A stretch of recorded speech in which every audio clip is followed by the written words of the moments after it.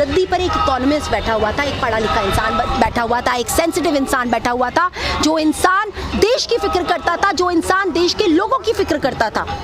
आज मोदी जी अपने अलावा किसी की फिक्र करते हैं? यहाँ पर लोग कोविड से मर रहे हैं और वो वहाँ मोर को खाना खिलाते हुए अपना फोटो शूट कर रहे हैं।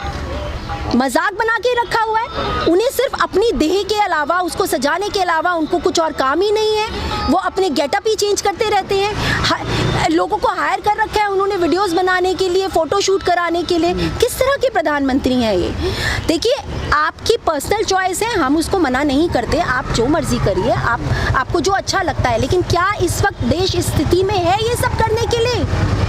लोग मर रहे हैं, कोविड है, आप इकोनॉमी ख़त्म हो चुकी है, लोगों की जॉब्स जा चुकी हैं, दंगे हो रहे हैं देश में, इतना कुछ हो चुका है। यूपी की हालत दिन पर दिन बदतर से बदतर होती जा रही है, लड़कियों के रेप हो रहे हैं। आपकी पुलिस वहाँ पर लड़कियों को रेप करवा के उसके बाद रातों रात जला देती है, उनके माँ बाप को उनकी बॉडी तक नहीं देती है, और आप उस चीफ मिनिस्टर को गद्दी पे बैठे रहने देते हैं। आज अगर उस यूपी में अगर आज बीजेपी सरकार नहीं होती, कोई और सरकार होती, तो क्या वहाँ का चीफ मिनिस्टर रिजाइन नहीं करता? इस केस के बाद जो कुछ भी हाथरस में हुआ, यहाँ भी आपने जब ऑपोजिशन ने उन लोगों से मिलना चाहा तो आपने ऑपोजिशन को आतंकवादियों की तरह ट्रीट किया। क्यों? क्या बात छुपाना चाहते थे आप? क्या छुपाना चाहते थे आप?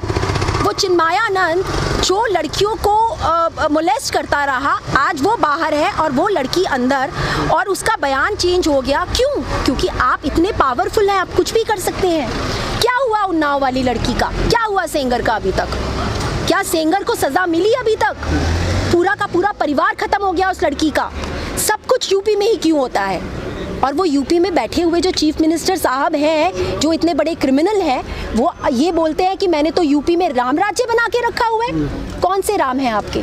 वो राम राज्य है या रावण राज्य है? आपको मालूम भी नहीं है कि राम के संस्कार क्या थे। राम ने कभी नहीं कहा कि मेरे नाम पर लोगों को मारो, मेरे नाम पर लोगों को मार के मंदिर बनाओ। आप खुद नहीं जानते, आपने ग्रंथों को पढ़ा नहीं है हमारे देश के। आप सिर्फ और सिर्फ राजनीति करते हैं। आप सिर्फ और सिर्फ क्या है योगी जी, वो तो जाति के नाम पर भी इतनी छोटी छोटी हरकतें करते हैं कि जब उनको वो बंगला मिला तो उन्होंने क्या किया उस बंगले का? क्योंकि वहाँ पर पहले मायावती जो दलित थी वो उस बंगले में रहती थी, तो उन्होंने पूरा का पूरा बंगला अपना उसको साफ करवाया। अखिलेश यादव सॉरी जब रहते थे तो आपने पूरा का पूरा बंगला साफ करवाया वहाँ पर। क्यों? और आप कहते हैं कि आपको कोई फर्क नहीं पड़ता जाति से। इस देश को बांट के रख दिया आपने, हिंदू मुसलमान और जाति दलित, इन सब चीज़ों में। मेरे हिसाब से मैं ये कहती हूँ कि ये जाति सिस्टम खत्म हो जाना चाहिए। हम सब एक हैं। क्यों लिखा जाता है हमारे फॉर्म्स में? क्यों रिलीजन आता है हमारे फॉर्म्स में? क्यों आती है जाति हमारे फॉर्म में? क्यों? हम सब एक हैं, हम सब इंडियन हैं, हम सब हिंदुस्तानी हैं। प्यार मोहब्बत से देश चला के तो देखो आप, फिर देखिए ये देश कितनी तरक्की करता है। और ये जो राहुल गांधी जी है ना, ये वही इंसान है जो अगर आज वो प्राइम मिनिस्टर बन जाते हैं तो ये देश फिर से उसी स्थिति में आ जाएगा। उसी तरह से हमारे देश का एक नौजवान, उसके पास नौकरी भी होगी, उसके पास घर भी होगा, उसके पास रहने के लिए एक अच्छा स्टैंडर्ड भी होगा, क्योंकि वो इंसान लोगों को प्यार करता है, वो इंसान देश को प्यार करता है। देशव्यापी किसान बिल का गठन किया है पार्लियामेंट के अंदर, वो जो किसानों के खिलाफ हुआ है, तो उसके खिलाफ आज हम यहाँ पर सत्याग्रह आंदोलन कर रहे हैं। और हमारे देश के जो नेता हैं राहुल गांधी जी, उनके नेतृत्व में, और दिल्ली और हमारे जो राष्ट्राध्यक्ष हैं श्रीनिवास जी, उनके नेतृत्व में एक सत्याग्रह का आंदोलन आज हमने आयोजित किया गया है।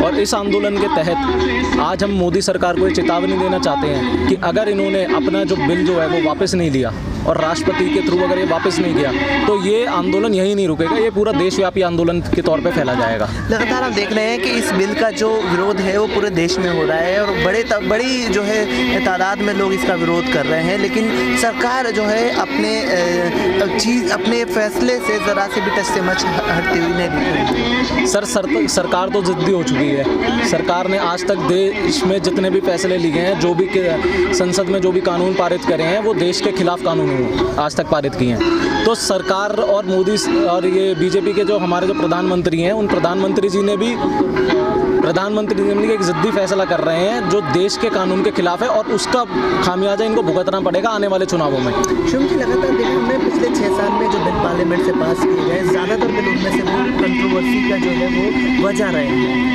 ऐसी क्या वजूहत है कि लगातार बिल पास हो रहे हैं और लगातार वो कंट्रोवर्सी की वजह बन रहे हैं? सर, ये बिल ही नहीं, जब से मोदी जी आए हैं देश में तब से वो एक कंट्रोवर्शियल प्रधानमंत्री बनते हुए आ रहे हैं। चाहे उन्होंने देश में जितने भी फैसले लिए गए हैं वो एक भी फैसले, सारे फैसलों में देश में कोई भी एक भी वर्ग देश का उसके फैसले से कोई खुश नहीं है और तमाम इस चीज़ का खामियाजा मोदी जी को आने वाले समय में भुगतना पड़ेगा। उन्हें देखना पड़ेगा कि देश में या चाहे किसान हो, चाहे मजदूर हो, चाहे मध्यम वर्गीय व्यापारी हो, चाहे छोटे युवा हो, चाहे महिला हो, चाहे बच्चे हों छोटे छोटे, इन सबको ध्यान में रखते हुए इन्हें ये सब चीज़ पारित करनी चाहिए थी। परंतु इसका खामियाजा देश में जिस प्रकार से महंगाई बढ़ रही है, आज इन्होंने ये बिल पास कर दिया और इस बिल के कारण अब देश में आप देखिएगा आने वाले समय में कितनी महंगाई चरम सीमा पे होगी। और देश की जो मंडियां हैं, अगर छोटे छोटे किसानों को देश में मार दिया जाएगा तो देश कहाँ पे जाएगा? मेरी सरकार क्या सत्याग्रह की आवाज़ को सुन पाएगी?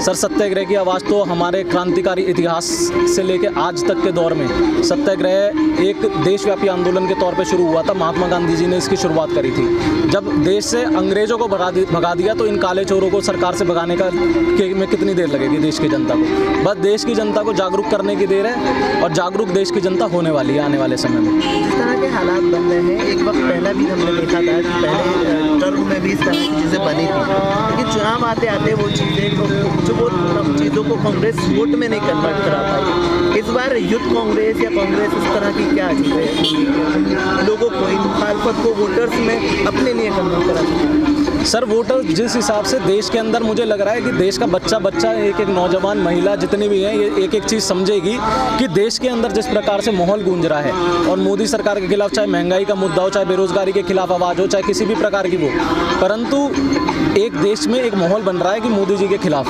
और उसको हम लोग आने वाले समय में उसका देश को इनको भुगतना भी पड़ेगा खामियाजा इन सब चीज़ों का। तमाम जितनी भी चीज़ें कर रहे हैं देश को जनता के खिलाफ, किसानों के खिलाफ, जवानों के खिलाफ, चाहे कोई भी चीज़ हो गई, छोटे युवाओं के खिलाफ, बेरोजगारी नहीं है, कुछ भी नहीं है देश में, तो इनका खामियाजा तो अपने आप ही भुगतना पड़ेगा। और कांग्रेस इन मुद्दों को आने वाले समय में बहुत अच्छे से उठाएगी, आज भी उठा रही है, आने वाले समय में बड़े लेवल पे उठाएगी। क्योंकि जिस तरीके से मुद्दे तो बहुत हैं, लेकिन किसान की जो अधिकार की बात है, जो कांग्रेस पार्टी शुरू से करते आई है, और जो ये बिल पास है उसका हम पुरजोर विरोध करते हैं। और हमें लगा आज से अच्छा ये दिन नहीं हो सकता कि हम इंदिरा जी को याद करें और उस किसान भाइयों की हक की लड़ाई लड़ें, इसलिए हम आज सत्याग्रह शांतिपूर्वक करना चाहते हैं। यहाँ पर लगातार बिल का जो विरोध है वो बढ़ रहा है, लगातार वो बड़े स्तर पर हो रहा है, देश के स्तर पर वो पहुँच चुका है, लेकिन लग नहीं रहा कि सरकार इसको समझ रही है। सरकार क्योंकि आपको जिस तरीके से तानाशाही सरकार है, वो शुरू से पहले आप ये देखिए प्रजातंत्र का गला घोटने का काम जब से सरकार बनी है तब से कर रहे हैं। पहले नोटबंदी हुई, फिर व्यापार बंदी हुई, अब ये खेत बंदी हो गई। तो कहीं ना कहीं सरकार तो शुरू से हमेशा ऐसे डिसीजंस लिए हैं जो पब्लिक के फेवर के नहीं है, उनको मारने का काम ये सरकार कर रही है। लेकिन हमारा सिर्फ और सिर्फ आज का जो इशू है वो ये है कि हम किसान भाइयों की हक की लड़ाई लड़ें। उनके लिए थोड़ा समय निकाल के नॉन पॉलिटिकल एक सत्याग्रह, हम उनको इंदिरा जी को याद करना चाहते हैं और किसानों की हक की लड़ाई लड़ने के लिए हम बैठे। और यहाँ नहीं, पूरे देश में ये हो रहा है आज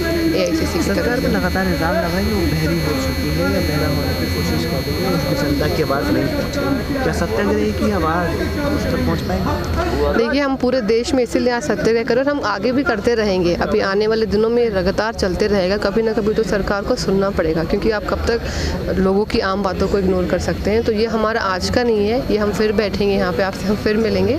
तो ये हमारे जब तक ये सरकार इस बिल को वापस नहीं लेगी, हम यहीं बैठेंगे और हमेशा इस अनशन को करते रहेंगे थ्रू आउट इंडिया। मैं अपना नाम खुशबू शर्मा, मैं दिल्ली की इंचार्ज हूँ, IBC से नेशनल सेक्रेटरी हूँ।